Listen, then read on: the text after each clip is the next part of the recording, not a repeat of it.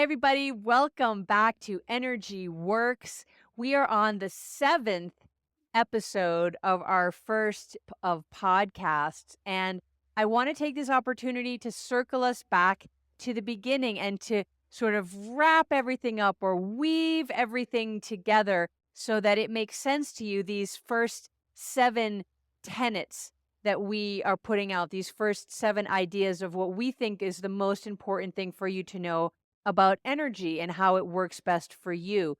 And today's topic is connection. Connection. This is really, really important. And it really speaks back to that first episode that we talked about grounding. So, if you're going to work with your energy, first you want to ground it. You want it to move forward. In other words, you want it to turn on. You want it to cross over. You want to infuse it with its essential nature, which is love, which is an energy, which is not just a, I love this or I don't love that. It is an actual energy, and we want to infuse our energies with that. We want to be able to communicate that out into the world on a gross level, but also on a very fine level. So we want to be able to communicate that to other people, into the world. We also want to be able to have access to the very intimate, quiet information that the world is communicating back to us through our intuition. And we want all of this to be connected together because nothing works if it's not connected. You can think about, that idea we started with plugging something in, but that plug is connecting all of the different disparate parts of whatever it is that you're plugging in. Your blender has all of these parts that are all connected together, and that's how it works. Same thing with you and all of the energy systems you have, all of your physiological systems. You can just look at your body and see everything's connected.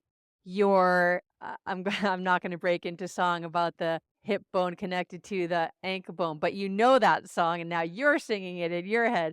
Everything is connected and it works best when it is. That is how the body is meant to work, to be connected. And all of your energy systems need to be connected as well. I'll share one little side story for a moment on the power of this. When our teacher, Donna Eden, started this work, started creating Eden Energy Medicine, which is the basis, kind of the mothership for energy medicine yoga, she, excuse me, she had, and she wasn't able to walk at this point. And Western medicine had nothing to offer her, as it still really doesn't for MS. And she can actually see energy. And so she looked down at her legs. And what she saw was, if you remember back to our last episode, we talked about the meridians as one of the energy system, these pathways of energy that run through the body. And she could look down at her leg and see that these pathways of energy weren't connected. And therefore, the energy wasn't running. And therefore, she couldn't walk. And her first step to healing herself completely from MS was simply to connect these two energies together on this one flow of a meridian on her leg, to connect these energies together. And that was the start of her healing. And so I want to emphasize the importance of having our energies connected and how that interrelates both with ourselves individually, like in Donna's case, but how that connection affects all of us in community and in relationship. If you remember again back to the first couple of episodes where we talked about the polarity of the body, that the body puts out a field, an electromagnetic, because we are electric beings, and anything that is electric puts out a field. This is just basic science 101. You are electric, you've got brain electricity, you've got heart electricity. Each of your cells is putting out a very, very tiny, tiny piece of electricity. You are electric, therefore you have a field. And these fields interact with other fields. It's just like those magnets. If you push two north ends of the magnets together, they do this thing. You can't see what it is. You can't see the resistance, but you can feel it. It is a field, and it is opposing energy in that field that is forcing those magnets away from each other. They have an electromagnetic field around them. We have an electromagnetic field around us. And very similarly, if you come up against somebody that's got a field that's in antithesis to yours, you can feel that like pushing away from. That is like a sense that we get from people like, I don't even want to be near that person. Those fields can also be brought into connection and harmony with each other, just the way Donna brought connection to the energies that were going up and down her leg. We can bring connection to the energies that happen between us and other people, between us and our food, between us and our pets.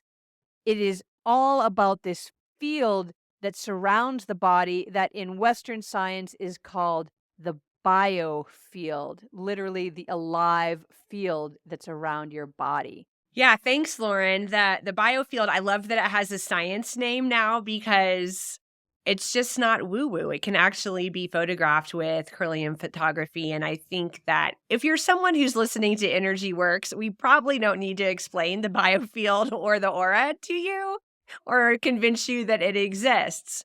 But we all have had that experience where someone walks in the room and the energy changes, right? Either way, either like more positive or more negative, or the cold trickle down the spine, right? Something maybe we don't even see it, but there's something that has shifted in the energy field that you can't even see, but your body feels it. Your temperature changes or your breath changes or you go into a little bit of stress response.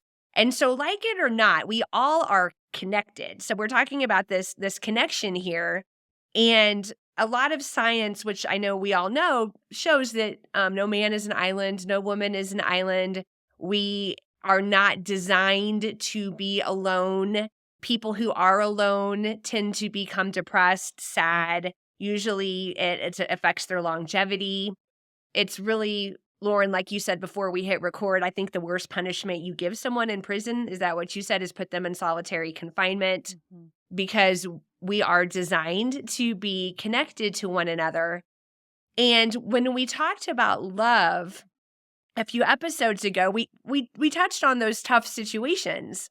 Maybe the family reunion or the family holiday thing where maybe you have been working on your personal evolution and, raising your vibration or, making these different changes in your life that are more in alignment with the person you are now, which might feel foreign to someone who knew the person that you were 10 years ago, 20 years ago, and expects you to still be that same person. And so you feel a sense of conflict, and the answer being love. That we bring love with that was we did a whole episode to that, this energy system of love driving this connection, but we have to be grounded. We have to creatively think about how we're going to approach people with energy fields that are maybe vibrating a little bit different than ours. We have to step into our balanced power. We just talked about love. We have to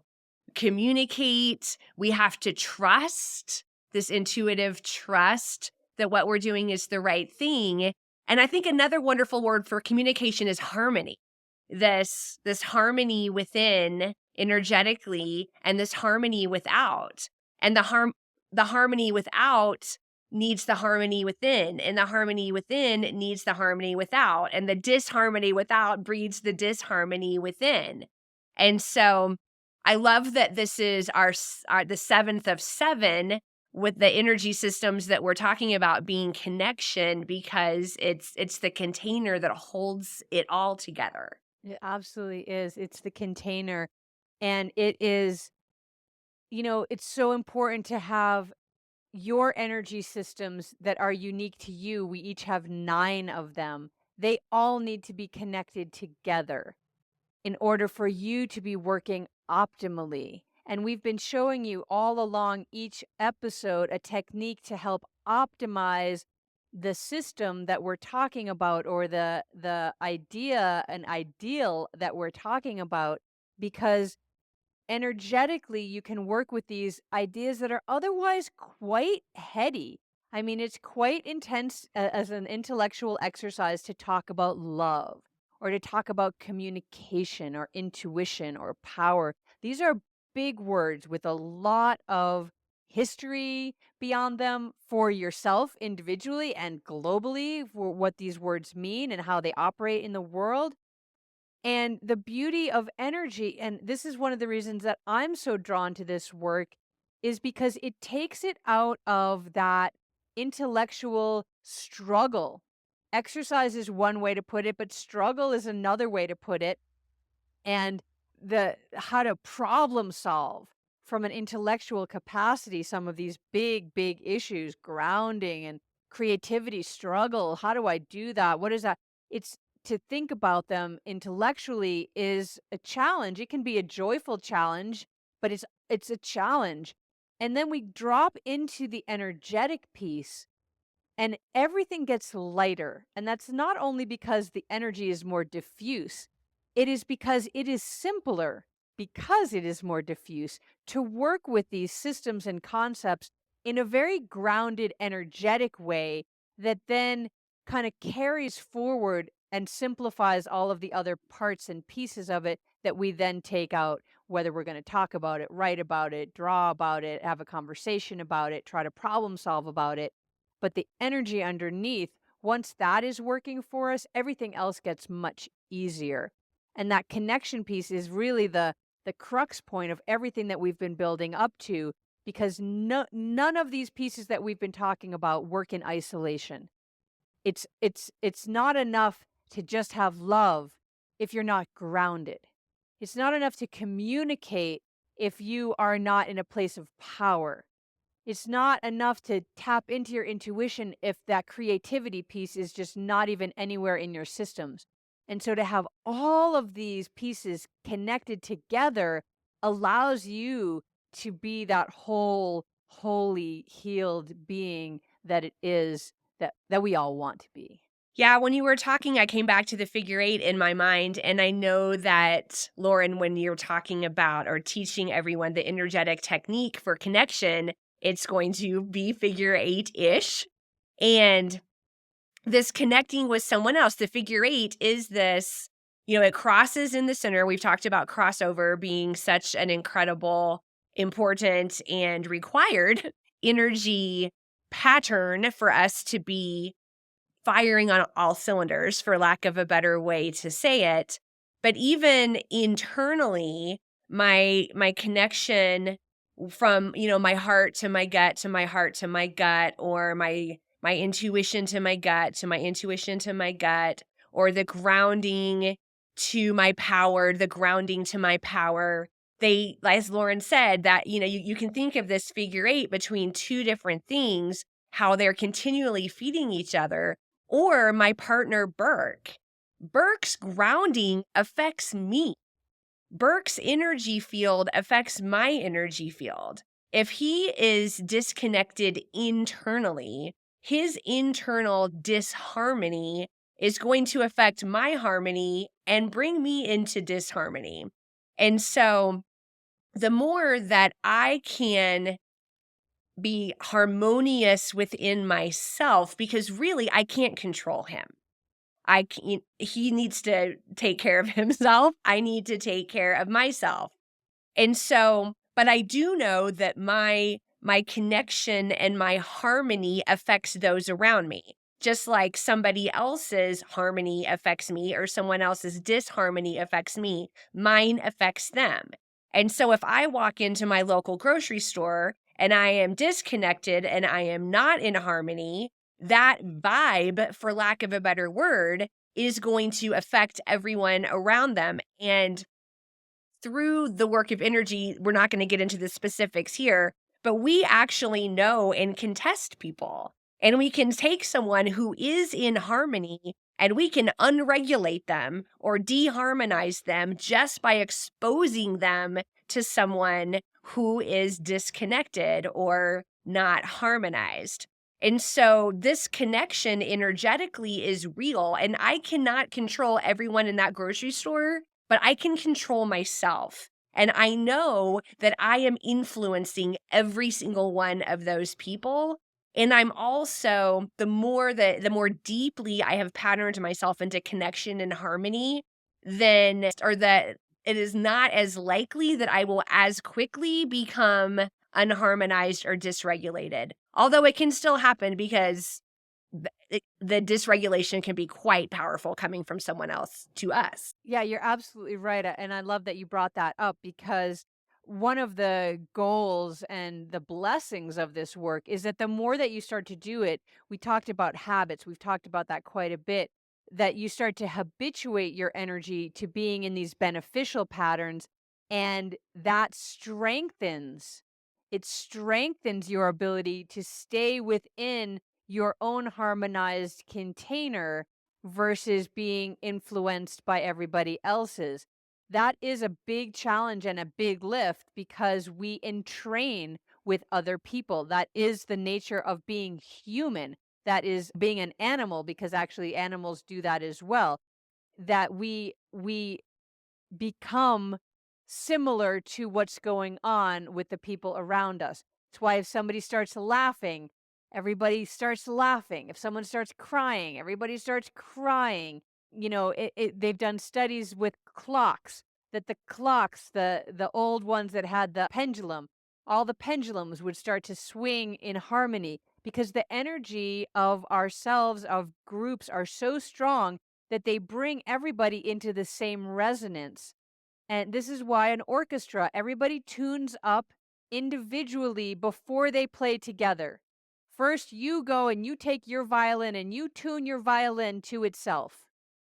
And then everybody tunes to one note together. And then we all start playing. And so you've got 3 opportunities to get yourself in tune. First, you do it by yourself, then we all come together. Can we all do that? Ha! Okay, we're all on the same note, then we can play.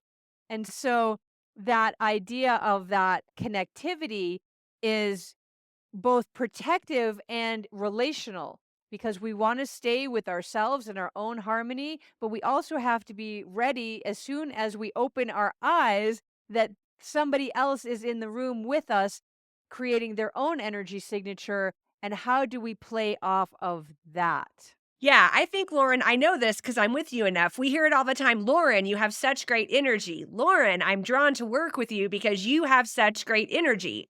The reason why people are drawn to you is because you are harmonizing them with your strong energy. Absolutely, absolutely. That happens all the time. And it happens in converse as well. If you're in a bad mood, I mean, you all know this, right?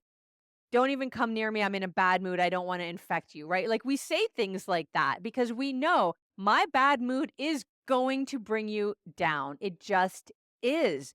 That's how energy works. It is very active. It moves between us, it moves from one of us to the other.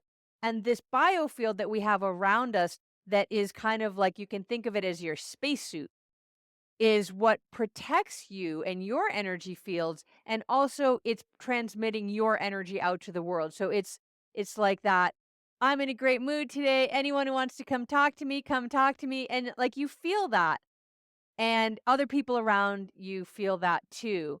So should we just dive in? Should I just share these techniques right now?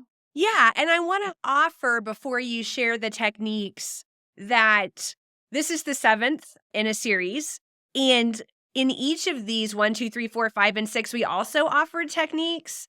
And so they're all connected. This is on connection. And so I don't know if you take notes when you listen to these podcasts, but Lauren is going to share a technique for connection, but it's not in isolation. You also need to be regularly doing the technique from episode 1 and the technique from episode 2. And these are super simple techniques.